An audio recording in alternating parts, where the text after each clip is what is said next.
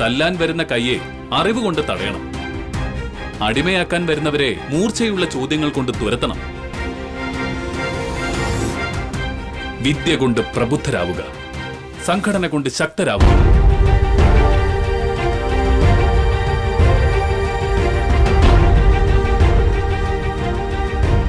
വിദ്യ കൊണ്ട് പ്രബുദ്ധരാവുക, സംഘടന കൊണ്ട് ശക്തരാവുക. വിദ്യ കൊണ്ട് പ്രബുദ്ധരാവുക, സംഘടന കൊണ്ട് ശക്തരാവുക. വിദ്യ കൊണ്ട് പ്രബുദ്ധരാവുക, സംഘടന കൊണ്ട് ശക്തരാവുക. വിദ്യ കൊണ്ട് പ്രബുദ്ധരാവുക, സംഘടന കൊണ്ട് ശക്തരാവുക. വിദ്യ കൊണ്ട് പ്രബുദ്ധരാവുക, സംഘടന കൊണ്ട് ശക്തരാവുക. വിദ്യ കൊണ്ട് പ്രബുദ്ധരാവുക, സംഘടന കൊണ്ട് ശക്തരാവുക. വിദ്യ കൊണ്ട് പ്രബുദ്ധരാവുക, സംഘടന കൊണ്ട് ശക്തരാവുക.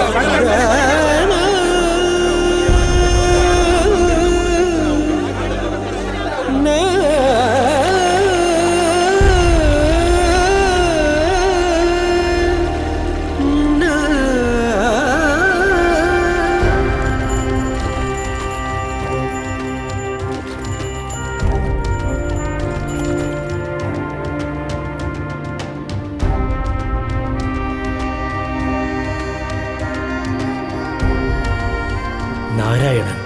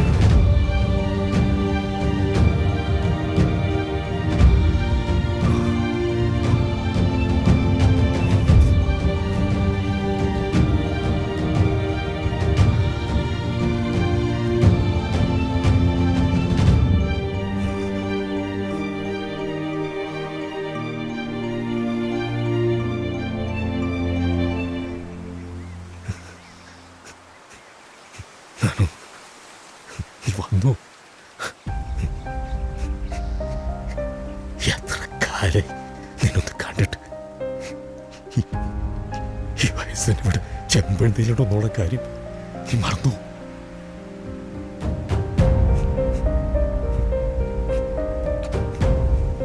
കുട്ടി പോയി, ഒറ്റയ്ക്ക് ജീവിച്ചിട്ട് മതിയായി മക്കൾ. സന്യാസിയായാലും മക്കൾക്ക് ചില കടമകളുണ്ട്, അത് മറക്കരുത്. അത് ശരിയാണ്. കടമകൾ ഒരുപാട് നിറവേറ്റാനുണ്ട്. അതിനുള്ള പരിശ്രമത്തിലാണ്. പഴയതുപോലെ ചെവി പിടിക്കുന്നില്ല. പക്ഷെ മക്കളുടെ മറുപടി ഏറെക്കുറെ മനസ്സിലായി. എനിക്കറിയാന്നാണോ നിനക്ക് നിറവേറ്റാനുള്ളത് വലിയ കടമകളാണ്. മകന്റെ കടമകളെക്കുറിച്ച് അറിയാവുന്ന മാതാപിതാക്കളെ തന്നതാണ് നമുക്ക് ലഭിച്ച ഏറ്റവും വലിയ വരം. നീ പിറന്നു വീണ നിമിഷം ഞാനിപ്പോഴും ഓർക്കുന്നു. ഇപ്പോഴും അതെന്റെ കൺമുമ്പിൽ തെളിയ. അന്ന് അറിയായിരുന്നു നിന്റെ കടമകളെ കുറിച്ച്. ഓരോ പ്രാവശ്യവും നാണുനെ കാണാതാവുമ്പോൾ കുട്ടിയമ്മ കരയായിരുന്നു. പക്ഷെ എനിക്കറിയായിരുന്നു, അച്ഛനെ അറിയായിരുന്നു മക്കളുടെ കടമകളെ കുറിച്ച്. പക്ഷെ ഇത്രയും വേഗം ഇത്രയും വലിയൊരു സന്യാസിയായി മാറുമെന്ന്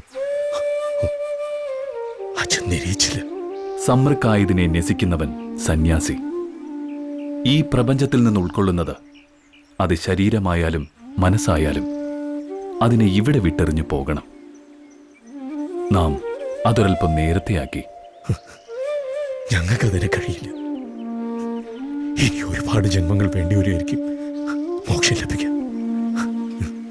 ഞാനും കുട്ടിയും ഇനി പിറക്കുമായിരിക്കും അല്ലേ? അമ്മയ്ക്ക് ഇനി പിറപ്പില്ല.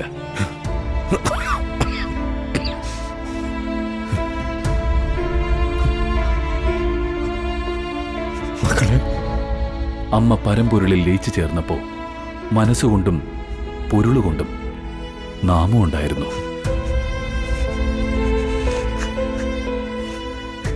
മനസ്സ് സന്തോഷം കൊണ്ട് പേർപ്പറ കൊണ്ട്,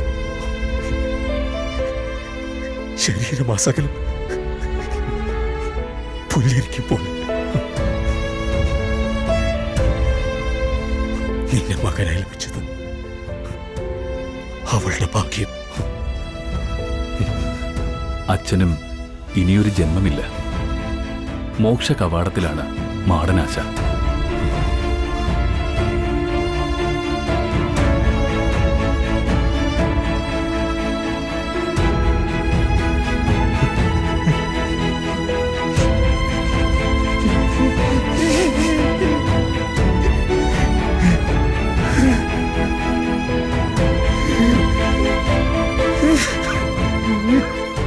രാമനും കൃഷ്ണനും തേടിയ വഴികൾ, അഗസ്ത്യനും പുലസ്ത്യനും തിരുജ്ഞാന സംബന്ധരും അലഞ്ഞ മേടുകൾ. അതേ വഴി ബുദ്ധനും ക്രിസ്തുവും നബിയും നടന്നു. ഉള്ളിലെ മഹാഗുരു ഉണരണം. പ്രപഞ്ച സത്യങ്ങളിലേക്കുള്ള വാതിൽ തുറക്കണം. മലർക്കെ തുറന്നിടണം. ജ്ഞാനോദയമുണ്ടായാൽ പ്രപഞ്ച സത്യം തെളിയും. അർജുനന് മുന്നിലെ കൃഷ്ണന്റെ വിരാട് രൂപം അത് മായക്കാഴ്ചയല്ല, അപാര ജ്ഞാനമുണർന്നതിന്റെ പ്രതിഫലനമാണ്.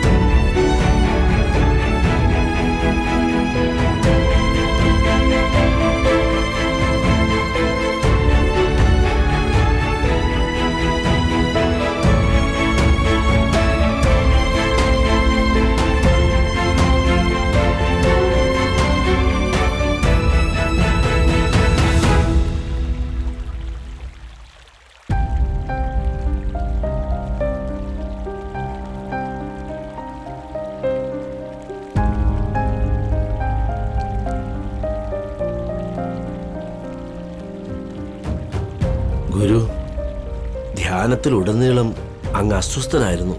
പിന്നീട് നിശ്ചലമായി. എന്തെങ്കിലും പ്രത്യേകിച്ച്? ഒരിടം വരെ പോയി.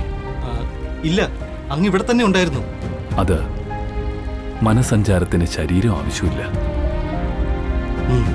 അറിയാം. അങ്ങയുടെ സഞ്ചാരത്തിൽ അത്ഭുതമില്ല. അച്ഛൻ മാടനാശാൻ അല്പം മുമ്പ് ഈ ലോകം വിട്ടു. അല്പസമയത്തിനകം അറിയിപ്പെത്തും.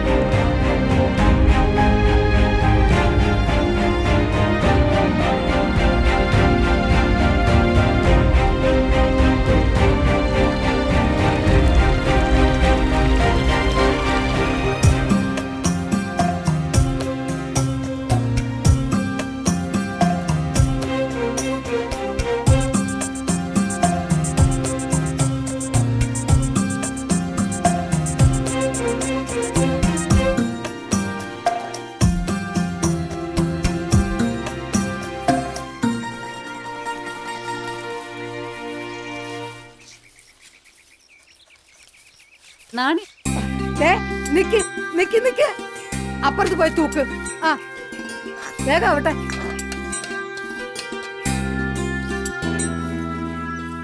ആഹാ, ഇതുവരെ തീർന്നില്ലേ? ഇനി എന്തെല്ലാം പണി തീർക്കാൻ കിടക്കുന്നു. വേഗം ആവട്ടെ. ആ ദാ. ഇതിങ്ങനെല്ലാം കൂടെ എന്നെ വളക്ക് കേൾപ്പിക്കും. എന്റെ ഭഗവാനെ, പിള്ളേരെ അവിടെ നിക്ക് നിക്കാൻ. അമ്മ, ഈ കാറ്റാടി കറങ്ങുന്നില്ലല്ലോ. എങ്ങനെ കറങ്ങും? സുഷിര ഇട്ടത് ശരിയായി കാണില്ല. ആ ദാ, ഇനി കാറ്റ് തട്ടിയാ താനെ കറങ്ങിക്കോളും. അപ്പൊ ഇതുമായിട്ട് പറമ്പിലൊക്കെ കളിച്ചു നടക്കാം. വേണ്ട വേണ്ട, ദൂരോട്ടൊന്നും പോകണ്ട. കെട്ടുകല്യാണം നടക്കുന്ന വീടാ. ഞാൻ പറഞ്ഞതല്ലേ എനിക്ക് വേണ്ടാന്ന്. ഞങ്ങളിങ്ങനെ കളിച്ചു നടന്നോട്ടെ. അച്ഛന്റെ സ്വഭാവം അറിയാലോ.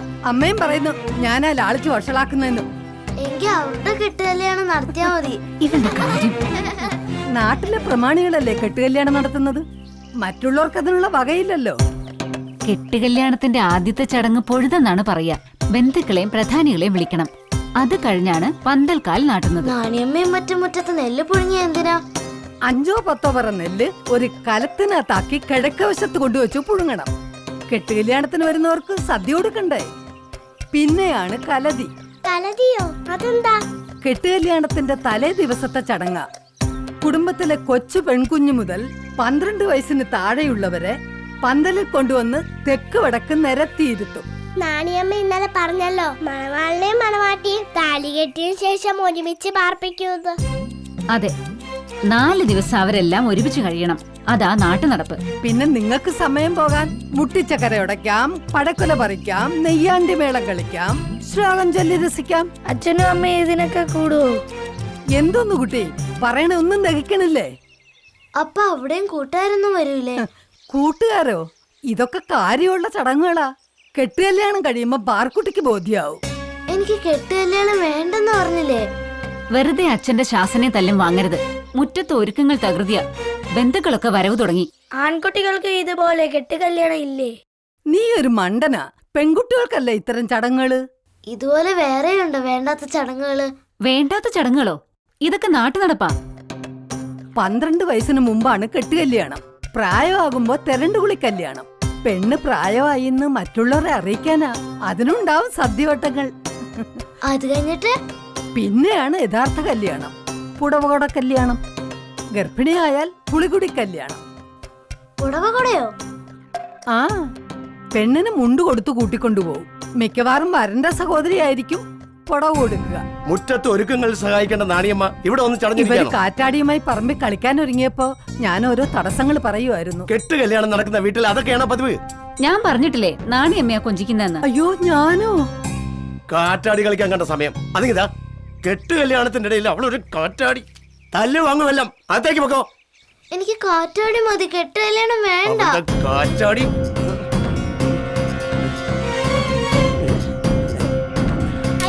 ഇങ്ങോട്ട് പാടി.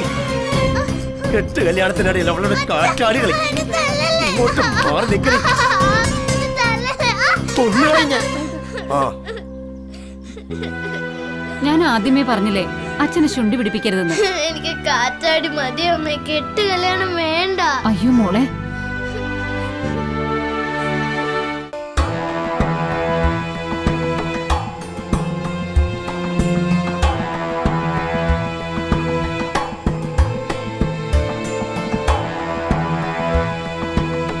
അരുവിപ്പുറം പ്രതിഷ്ഠയുടെ കീർത്തി സഹ്യനപ്പുറം കടന്നു കഴിഞ്ഞു. കഴിഞ്ഞ ദിവസം മധുരയിൽ നിന്ന് വന്നവരുടെ ആവശ്യവും പ്രതിഷ്ഠാകാര്യമായിരുന്നു. നിലത്തെഴുതി പഠിക്കാൻ ആദ്യം മണൽ വേണം, പിന്നെ അക്ഷരം മനസ്സിൽ പതിഞ്ഞോളും. ഈ നാട് എന്തു മാറി. വിജനമായിരുന്ന ഈ പ്രദേശം സദാ തിരക്കുള്ളതായി. ഇരുട്ടിൽ മറിഞ്ഞിരിക്കുന്ന സ്ഥലങ്ങൾ വെളുക്കുമ്പോൾ തെളിഞ്ഞു വരും. മനസ്സിലെ ഇരുട്ട് മാറാൻ സമയമെടുക്കരുത്. അറിവുദിച്ചു കഴിഞ്ഞാൽ മനസ്സ് പിന്നെ ഇരുളില്ല. അറിവുദിക്കാൻ വൈകും. മായയോ അജ്ഞാനവും കൊണ്ട് മൂടിയിരിക്കുകയല്ലേ. ചെറിയൊരു വിഭാഗം ഇപ്പോഴും അരുവിപ്പുറത്ത് നടന്നൊന്നും അറിഞ്ഞിട്ടില്ല. സാരമില്ല, സൂര്യൻ തലയ്ക്കുമീതെ എത്തിയാലും ഉറങ്ങുന്നവരില്ലേ. എല്ലാ കാലത്തും അതുണ്ട്. ഇരവിക്ക് എന്തോ പറയാനുണ്ടെന്ന് പറഞ്ഞു. എന്താണത്? പറഞ്ഞോളൂ. ഇന്നലെ നെയ്യാറ്റിങ്കര വെച്ചൊരു കാര്യം അറിഞ്ഞു. എന്താണ് അറിഞ്ഞ കാര്യം? കരകുളത്തെ ഒരു പ്രമാണിയുടെ വീട്ടില് കെട്ടുകല്യാണം ഉണ്ടെന്ന്.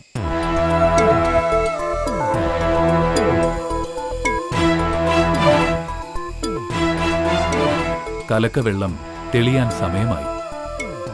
സ്വാമിയുടെ ഉപദേശം ശിരസാ വഹിച്ച് തിരണ്ടുകുളി, പുളിങ്കുടി എന്നിവ ആഘോഷവും ചെലവും കൂടാതെ നടന്നു തുടങ്ങിയിട്ടുണ്ട്.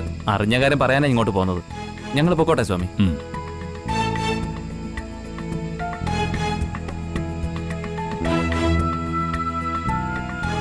അനാചാരങ്ങളെ കൈവിടാൻ ചിലർക്ക് മടി, ചിലർക്ക് പേടി. അങ്ങനെയാണ്. നല്ല കാലത്ത് ചിലർ കണ്ണടയ്ക്കും, ചിലർ കാതുപൊത്തും. എല്ലാ കാലത്തും അങ്ങനെയൊക്കെ തന്നെ. കെട്ട് കല്യാണത്തിനെതിരെ സ്വാമി പലവട്ടം പലയിടത്തും പറഞ്ഞതാ.